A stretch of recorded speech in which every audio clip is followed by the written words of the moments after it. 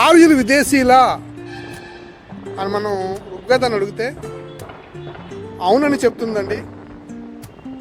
1వ మండలము 51వ సూక్తము 8వ మంత్రంలో ఆర్యులు దస్యులు యుద్ధం చేస్తున్నారని, ఆర్యులు బయట నుంచి వచ్చారని ఋగ్వేదం చెప్తుంది.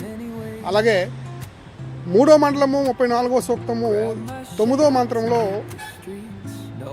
వర్ణాలు 3 వర్ణాల వారు ఒక వర్ణం వారితో యుద్ధం చేసినట్టుగా ఋగ్వేదం చెప్తుంది. అలాగే 7వ మండలము 33వ సూక్తము 1వ మంత్రంలో శ్వేతవర్ణులు అంటే తెల్లగా ఉన్నవారు నల్లగా ఉన్నవారితో యుద్ధం చేశారని ఋగ్వేదం చెప్తుంది. 9వ మండలము 51వ సూక్తము 1వ మంత్రంలో నలుపు చర్మము ఉన్న దస్యులు అని ఋగ్వేదం చెప్తుంది. ఆర్కియాలజికల్ ఎవిడెన్స్లు కానీ, సైంటిఫిక్ ఎవిడెన్స్లు కానీ, DNA ఎవిడెన్స్లు కానీ అవసరం లేదండి.